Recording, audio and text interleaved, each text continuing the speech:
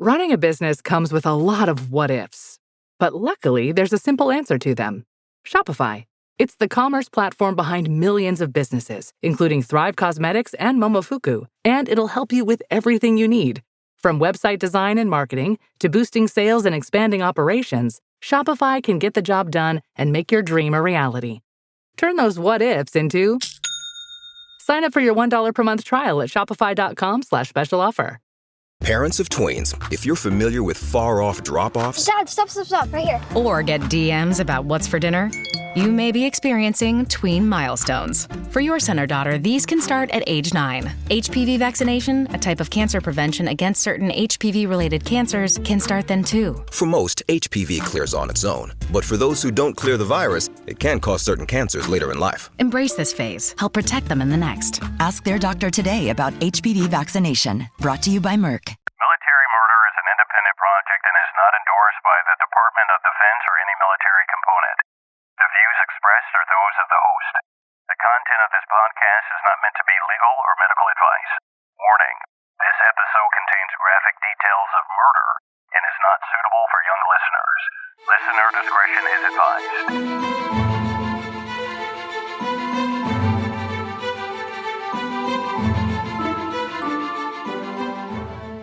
Welcome back, True Crime Warriors. I am your host, Margot, and this is a true crime podcast where I focus on crimes committed by military members and veterans. But don't worry, you don't have to know anything about the military to listen, I promise. You just have to be a true crime enthusiast. And if that's you, welcome home. All right, before I begin this episode, I just want to give a shout out to all of my listeners who have been so kind as to leave a 5-star rating on Apple Podcasts. I know, not everyone listens on Apple, but seeing as roughly 50% of my listeners listen from there, I truly appreciate it. Now listen, if you listen on an Apple device or if you own an Apple device, I'd really appreciate you taking 1 minute today. That's all it takes to go into the app and just leave 5 stars. You don't even have to write anything, although, that's always the icing on the cake for me at least. And I always read all of them, and I often share them on my Instagram feed. So make sure that you leave a review sometime today or tomorrow. And after you do that, make sure you go on Instagram and follow me at Military Murder Podcast, and you might see a shout out from me. Now, on to today's case. Today's case is about a couple with the most beautiful smiles I think I've ever seen. Karlyn Ramirez and Maliek Kearney, both active duty soldiers. In 2015, they were newlyweds. Karlyn was stationed at Fort Meade in Maryland, and Maliek was stationed at Fort Jackson in South Carolina. They had just welcomed a beautiful baby girl and were just a month into their marriage, living hundreds of miles apart, when suddenly Maliek got some terrible news. Join me today as I discuss the case of Karlyn Ramirez. Now, let's dig in.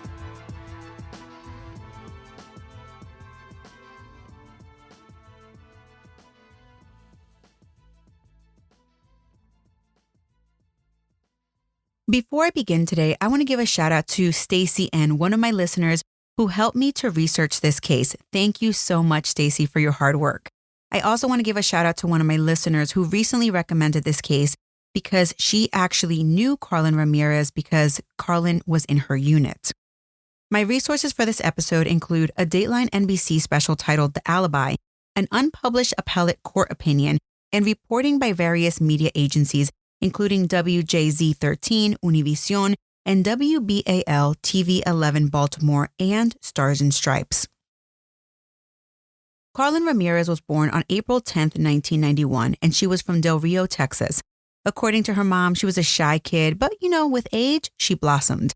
She played various sports, including volleyball, basketball, and she ran cross country. But those weren't her best sports.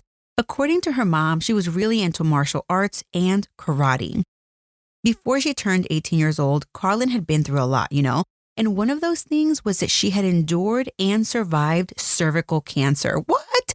Can you imagine having cancer as a teenager or a preteen and then surviving on the other end of it?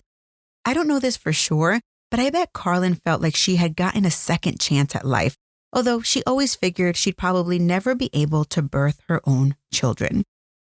Karlyn came from a background of many strong military people. Her aunt was retired Air Force, one of her grandparents was Air Force, and even her mom, Susan Garcia, was in the reserve.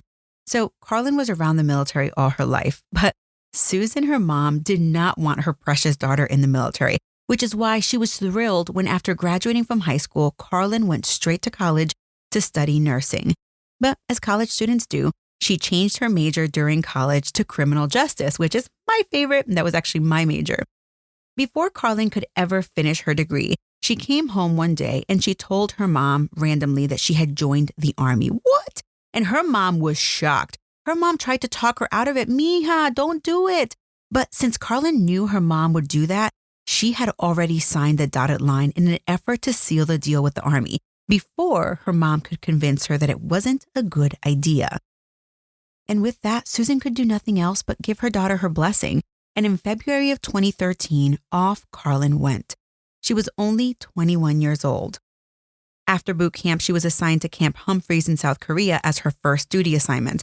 And while she was in Korea, she volunteered at an orphanage where Karlyn's beautiful smile brightened up the room. And I'm not just saying that. You actually have to see a picture of this girl because her smile is so beautiful. The kids, of course, at the orphanage loved her, but there was one kid in particular who caught Karlyn's heart. According to the Dateline NBC documentary that I watched, Karlyn told her mom she wanted to adopt this child, but her mom was like, all in due time, girl, all in due time. And well, a beautiful girl like Karlyn didn't have any problems finding a handsome military man who might want to have a baby with her one day. And although us military ladies are always warned, don't fall in love at your first duty assignment, it's usually inevitable. Or at least I speak for myself. In any event, Karlyn, a private first class, was super impressed with the confident staff sergeant that she met in Korea. His name was Maliek Kearney, and his smile was beautiful just like hers. I swear, you see a picture of these two together and you are kind of taken aback at how beautiful their smiles are. Maliek was born in Philadelphia and he had a tough upbringing, jumping from foster home to foster home. Eventually, at the ripe age of 18, he joined the Army. And by the time he met Karlyn, he had been in the Army for close to 15 years. And he was a seasoned Army soldier, having served deployed tours in Pakistan and various tours in Iraq. He was kind of a tough guy, you know? Karlyn and Maliek hit it off. And before long, Karlyn found out she was expecting a baby. Oh, that's awesome. They both seemed thrilled, and Maliek, the noble man, even proposed to her, sealing the deal they would be married. Karlyn was over the moon, especially because as a cervical cancer survivor, she was sure she'd never birth her own babies. But alas, she was pregnant and filled with so much joy. But as luck would have it, when you're a dual military couple, Karlyn would be reassigned to Fort Meade in Maryland, and Maliek was reassigned to Fort Jackson in South Carolina. These two military installations, while both on the East Coast, are roughly 500 miles apart, translating to, like a 7-hour trip on the short end and an 8-hour trip on the long end if you don't stop. While at Fort Jackson, Maliek was tasked with training recruits in chemical warfare. During her engagement and pregnancy, Karlyn ended up renting out an apartment in Severn, Maryland, in Millstone Court. It was a 600-unit community and it seemed safe. While there, she didn't want to live alone, so she had her sister Karlyn Ramirez live with her for a while. While working at Fort Meade, Karlyn had a top-secret security clearance, and she worked for the NSA, assigned to the 742nd Military Intelligence Battalion. And well, no one really knew what she did for the military because it was super secret squirrely. In fact, in everything that I read, no one really talked about her job. Even her mother and sister swore up and down that Karlyn refused to tell them what she did. So they never pried. One day while Roxanne was living with Karlyn, Karlyn was out of town in Texas. But when Roxanne got home at about 2 o'clock in the morning, the door to the house was wide open, the TV was on, and the dogs were roaming around back. Roxanne was spooked as hell, so she grabbed a knife and she walked around the house, clearing it from room to room. But she didn't find anything. She was freaking out though. When Roxanne shared her experience with Karlyn, Karlyn was like, "Shut up! That happened to me too one time." Of course, they were both spooked and they called the landlord, who just attempted to pass it off as nothing, noting that it was probably maintenance that just came in to do some work and forgot to close the door. And with that, they really didn't do anything else, although it was always concerning and in the back of their minds.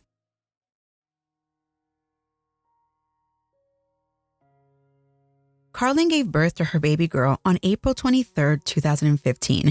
Karlyn and Maliek, still only engaged at the time, named the baby Cataleya, but nicknamed her Vale. It's unclear why the couple waited to get married, but 3 months after Vale was born, Karlyn and Maliek tied the knot in July of 2015 down in South Carolina. And it seemed that the marriage was looking up, At least now they were married, and hopefully the Army would attempt to get the pair back together into one household. Because, distance is hard. Meanwhile, Karlyn was living back in Maryland with the baby, and she had a new roommate. Her name was Marissa Manth, and she also had a daughter, so the living arrangement worked out well. And again, during this time period, Karlyn arrived home one day when her roommate wasn't home, and she felt like stuff had been moved around. And this really spooked her, but there was nothing for her to do. Soon after Karlyn and Maliek were married, though, there was trouble in paradise when Karlyn discovered that Maliek had a wandering eye, and while this was true, Karlyn was confronted with her own infidelities as well. Turns out that while Maliek was a two-timing SOB before their marriage, while they were still engaged, Karlyn had started a fling with one of her co-workers at Fort Meade. But it seemed that even with the infidelities by both parties, Maliek really wanted to work things out with Karlyn because they had a baby together. So 2 weeks after they were married, Maliek made the 7-hour trip to attempt to reconcile with his wife. Maliek may have thought that Karlyn was going to be game to get back together for the sake of their daughter, but Karlyn was over all the reindeer games. She had heard for a while that he was a two-timer, but she had had enough, so she denied Maliek his request to reconcile. And with that, Maliek made the 500-mile trek back to Fort Jackson, realizing his short-lived marriage was officially over.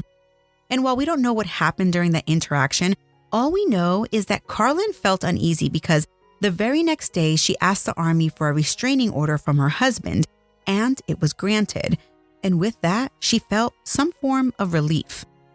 She had confided in her mom that Maliek was just so overwhelming that she felt like she couldn't breathe. And so her mom thought, okay, this restraining order is probably going to be good. Sometime after this, Karlyn called both her mom and her sister, and she was acting very weird. She told them that she didn't feel right. She often wondered if Vale, her daughter, knew that she loved her dearly. Susan, her mom, was like, "Mija, what's wrong?" But Karlyn wouldn't tell her.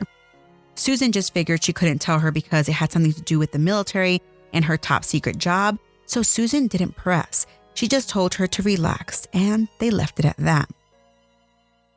On the morning of Tuesday, August 25th, 2015, Susan called Karlyn to check on her. She knew that Karlyn was feeling uneasy, and as a mom, she just wanted to see if she slept well. But after several calls, Karlyn didn't answer, nor did she ever return her mom's calls. Immediately, Susan knew something was wrong, and as a worried mom, she did what she could to figure out where was Karlyn. On the morning of Tuesday, August 25th, 2015, a maintenance worker for the Millstone Court complex was doing his daily rounds when he happened upon a door that was wide open and the two dogs were roaming outside. The maintenance worker corralled the dogs and put them inside, closed the back door, then went out to the front door, rang the doorbell to see about the open door and the dogs and wondering if everything was okay inside. Well, upon no response, the maintenance worker felt it was odd and called 911. John Poole, a responding police officer, arrived on scene and made entry into the home, and everything was eerily quiet. As a patrolman made his way up to the bedroom, that's when he walked into the nursery to find Karlyn Ramirez laying on the floor near the crib covered in blood, with 4-month baby Vale in her arms. They were both motionless. The cop was in disbelief and called for backup.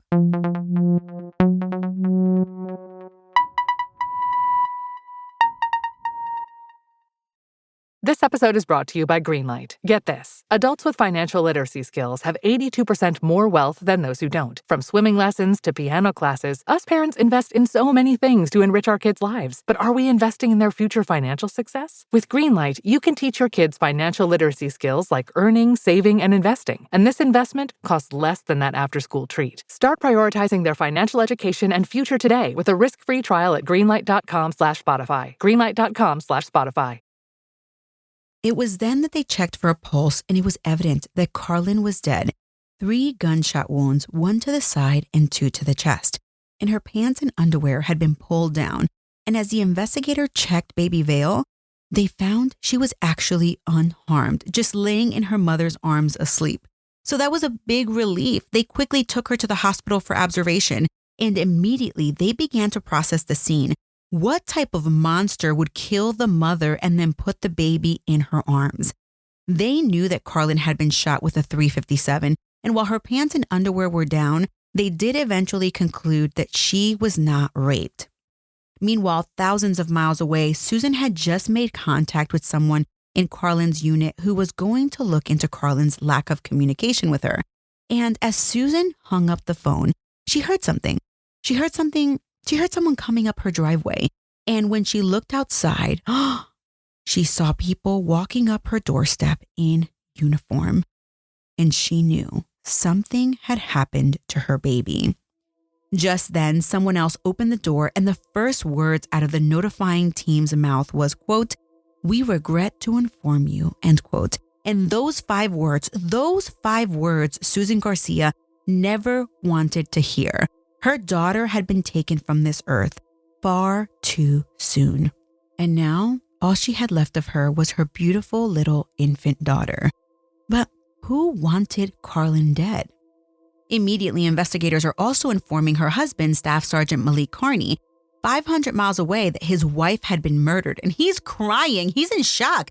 Karlyn is the love of his life, he tells investigators. She doesn't have not one enemy. And investigators are like, I don't know. We're kind of skeptical of this guy, right? Hashtag the husband did it.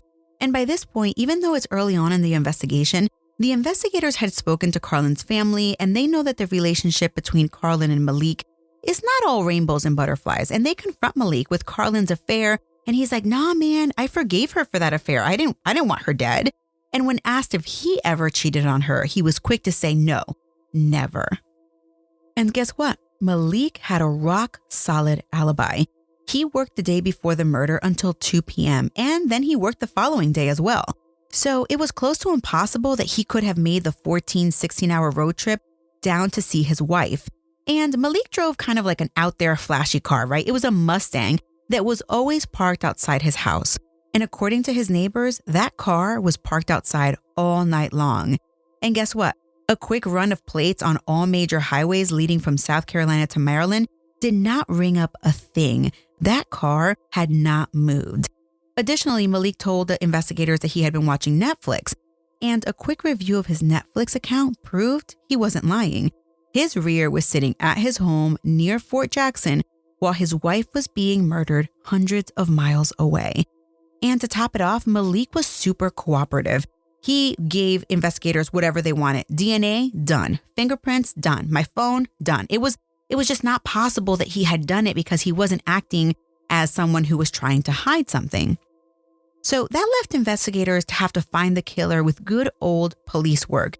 None of this relying on hashtag the husband did it theories, And of course, they quickly turned to Karlyn's job. She was actually working a top secret job with the NSA. Had she run into money? Was she being blackmailed? Something like that. Was it possible that she was targeted due to something that she encountered at work? Or was it possible that her ex-lover could have done it? These were all avenues that investigators had to explore. And when they were running out of hope, the Anne Arundel County Police Department offered a $20,000 reward for information leading to an arrest in Karlyn's case. But it would still take time to find her killer. Meanwhile, Maliek was now a single father who was working full-time for the Army. So it appears that he worked out an agreement whereas Karlyn's family would take care of baby Vale in Texas.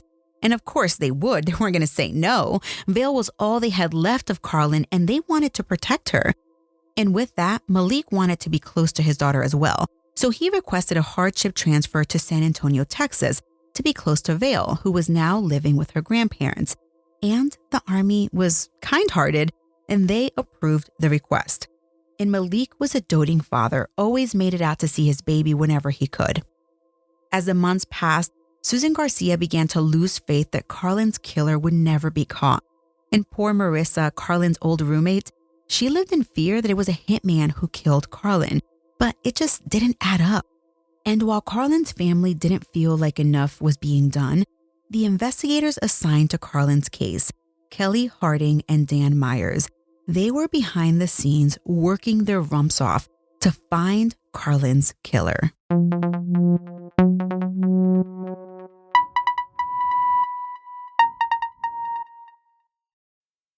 Fellas, you know Degree Cool Rush deodorant, right? Well, last year they changed the formula, and guys were mad about it. One dude even started a petition. So guess what? Degree heard us, admitted they messed up, and brought the original Cool Rush scent back exactly how it was. And it's in Walmart, Target, and other stores now for under $4. So grab some and remember why its cool, crisp, and fresh scent made it the #1 men's antiperspirant for the last decade. Degree Cool Rush is back, and it smells like victory for all of us.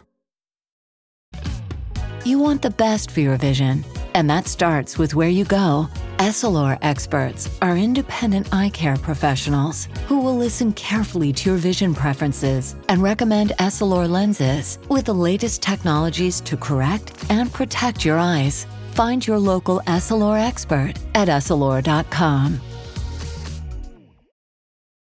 You see, after Maliek gave up his phone, the detectives didn't just look at his phone to examine the night of the murder. No. They went back. They went way back. And there was something interesting about his phone. There was a number on there that was in constant communication with him, like to the point of obsessive. Investigators ran a check of the phone number, and it was registered to a woman named Dolores Delgado, and she was now living in Melbourne, Florida. And she was an Army veteran. So, in March of 2016, they paid her a visit. And when they knocked on her door, it was like she had seen a ghost. And they asked her questions about Maliek, and she admits that they met a few years back while in Kuwait, and they had a thing back then.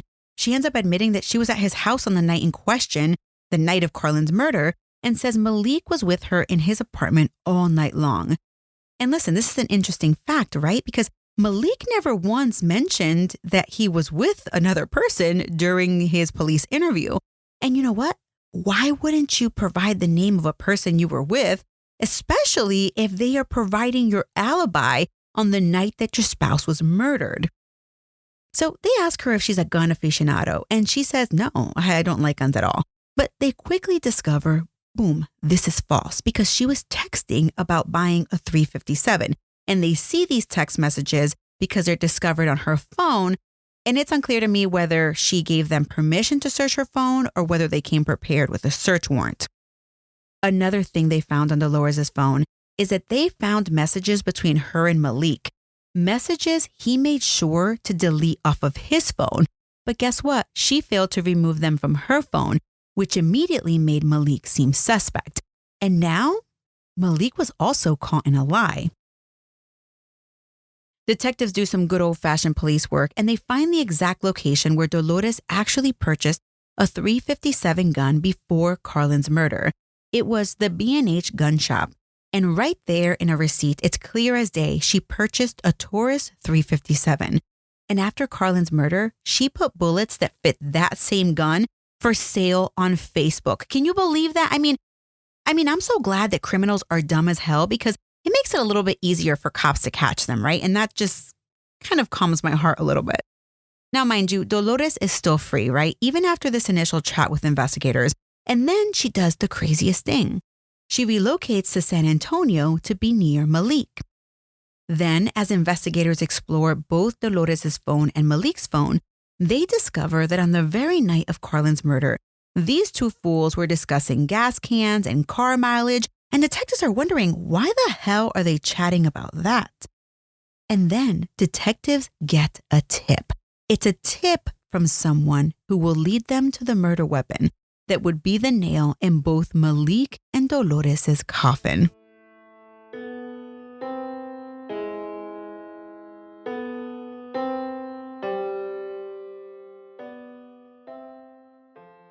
A call comes in from Dolores' ex-boyfriend. He says he believes that Dolores got him to destroy the murder weapon. He tells a story that he and Dolores hung out sometime after August 24th, 2015, the day of the murder, and they visit Merritt Island in Florida. She gives him a gun and tells him to remove the serial number, and this guy doesn't ask any question, he just does it. He then disassembles the gun and throws the pieces into the pier at her direction. Then they burn some clothes and sneakers.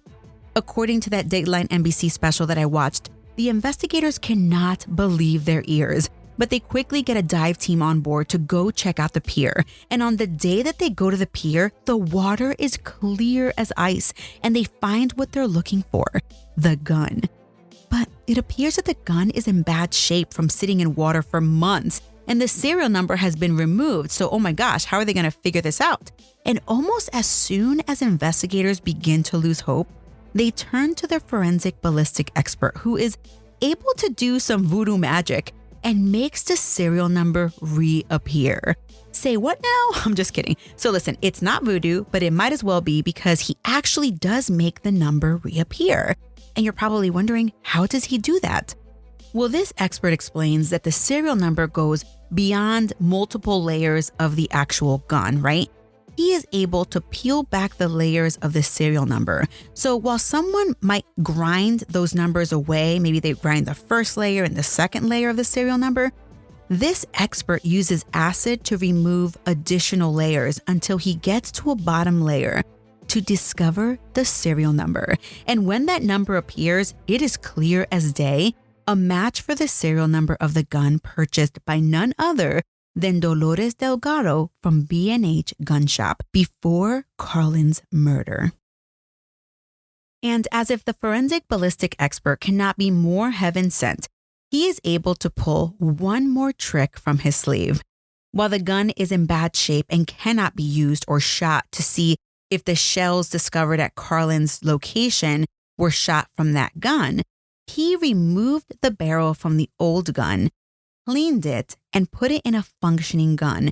And then he performs 6 test shots that confirmed that the bullets recovered at the crime scene were in fact shot from that exact gun. Now, I failed to mention this earlier, but I feel like it's important, so I'll let you know.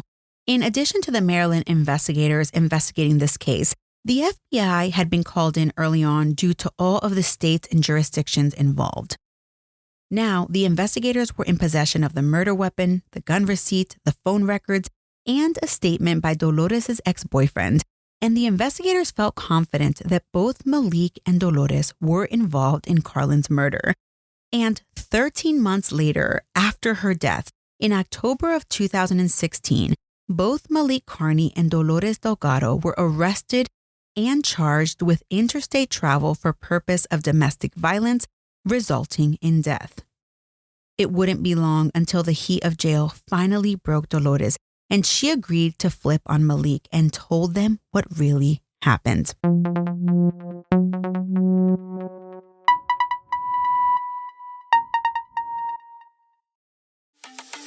This episode is brought to you by Pluto TV. Are you looking for your next case? Pluto TV has all your favorite crime dramas streaming for free, which means suspicion is free, with countless cases to crack. Watch CSI, Criminal Minds, NCIS, Blue Bloods, Tracker, FBI, and SWAT, all for free from all your favorite devices. Feel the free.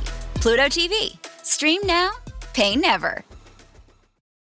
According to Dolores, she and Maliek continued their affair, even though he was with Karlyn and subsequently married her. By that time, Maliek and Dolores had been an on-again, off-again thing going on 8 years. It started back when she was active duty Army. But when his wife Karlyn told Maliek they were over, Maliek was not too fond of it, even though he had a side chick, you know? He confided in Dolores, in fact, that he would not allow another man to raise his daughter. And with that, they went through with a plan to take Karlyn out. Dolores drove to South Carolina from Florida to act as his alibi. Because he drove such an obvious car, this, Mustang, they decided that he needed to leave the Mustang parked in the spot where it always was, and Maliek would take Dolores' car, a Nissan Altima.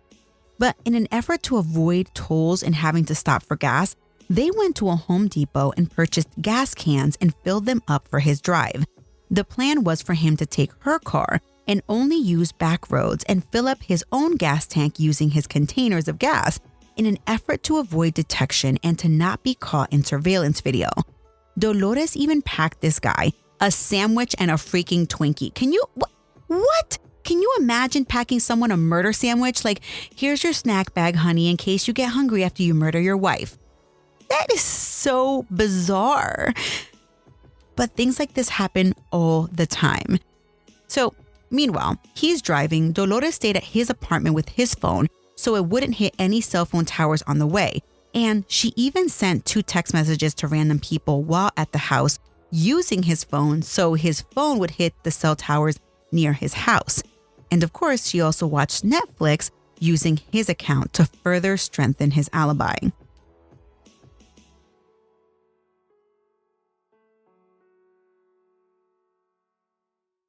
Dolores was even the one that bought the gun and gave it to him. I mean, it was an elaborate plan. The interesting thing of it is that Dolores was like a puppy for this man. There are various text messages between the two of them where he calls her a dodo, like a dodo bird. But I guess she is his dodo, you know? He also attempts to please her by telling her she's his soulmate, but she claps back by telling him if she was his soulmate, he would have never left her. Maliek's trial at the Maryland federal court began in July of 2018, 3 years after Karlyn's murder, and of course, the star witness was Dolores. In addition to the facts already stated, she testified that after the murder, she feared Maliek would turn on her. She often had nightmares that she was being strangled, and others when she felt like she was going to jail. But she lived in an almost bipolar state, my interpretation, not hers, or not scientific at all. She was kind of scared of him, but at the same time, she felt confident because they had done this thing together. But you know, after Karlyn was dead, Dolores thought she'd have Maliek all to herself. But turns out she was wrong because he'd always have his daughter Vale. And now without Karlyn, Maliek was always with Karlyn's family. And this really irked Dolores. And in a crazy turn of events, as reported by WBAL TV 11 Baltimore, while both Maliek and Dolores were in jail, Maliek tried to secretly correspond with his mistress. He wanted her to take full responsibility for the murder. Can you believe this guy? He wanted her to fill in the blanks of an affidavit that he wrote and take responsibility while claiming some sort of mental health defense. In exchange, Maliek was like, "Don't worry, baby. I got you, girl." He promised her she wouldn't serve more than 8 years. And when she got out, he told her, "I promise, I will marry you and I'll give you a baby, or, you know, we can just adopt." What the hell? This guy, this guy's a real winner, right, y'all? But the defense attorney in Maliek's trial argued that the real killer was Dolores, and they should really only look at her. But the jury didn't buy the BS, and with that, Maliek was convicted. Not only had he traveled trying to be all sneaky, but he used his own key to get into Karlyn's house. After she refused to get back with him, he shot her 3 times and then put the baby in her arms. I mean, what type of monster does that? The judge ended up sentencing him to life in prison plus 10 years, just because he was so pissed off by how calculating Maliek was in not only planning out the execution of his 24-year-old wife of 1 month, but then abandoning his baby girl. The judge probably was like, "Well, divorce is better than murder. But since you're too stupid to know that, boom, here's life plus 10 years to ensure you never see the light of day." According to reporting by Mike Helgren, a WJZ investigator, the judge also ordered Maliek to pay Karlyn's family $500,000. And while I'm not sure why the judge handed down this fine, I can only imagine it has something to do with the $500,000 life insurance payout that Maliek likely got from SGLI and military survivors' benefits after Karlyn was murdered. Now, let me explain this just a little bit. Most people who are in active duty, they get $400,000 of life insurance just in general. And then usually when you have a mil-to-mil, I don't really know this, but I know because I'm mil-to-mil, when you have a military-to-military spouse, you can do like another $100,000. So if one of the military spouses was to pass away while on active duty, there is an almost immediate $500,000 payout in addition to survivors' benefits that go along with, you know, the person's death. And I'm assuming because it had taken over a year for Maliek to be arrested and charged with the murder, that money was immediately paid out to him. What he did with that and whether the family was ever paid, I don't know.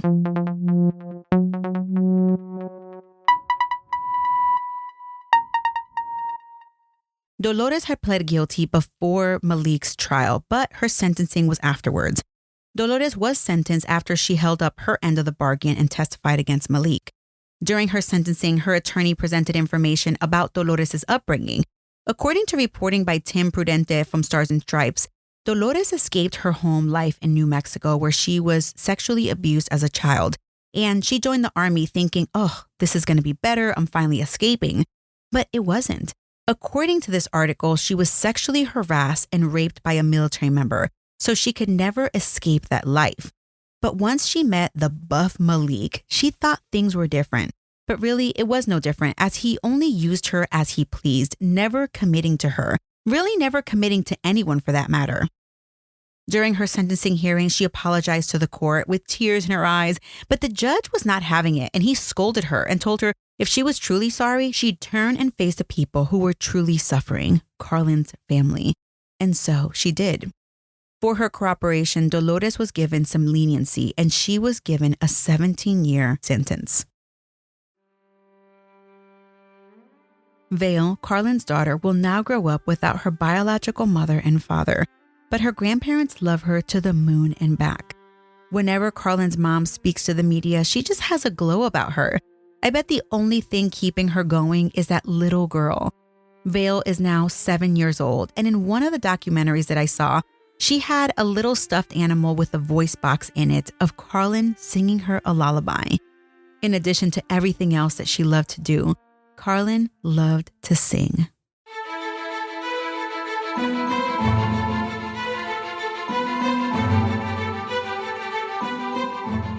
If you're interested in seeing more pictures of Karlyn, her beautiful daughter, and some other images as they relate to the case, make sure that you follow me on Instagram, where I will be posting more images. You can find me on Instagram at Military Murder Podcast. Shout out to this week's newest supporters, Andrew R., Angela L., and Ella A. This show was created by Mama Margot Productions and produced in collaboration with my Bootcamp and Higher fan club members. This month's executive producers are Falcon 13 and Nicole G. The music was created by Ty-Ups. Until next time, remember, you never really know what someone is capable of, so remain vigilant always. You have a fabulous week, and I'll keep digging to bring you another military murder story next week.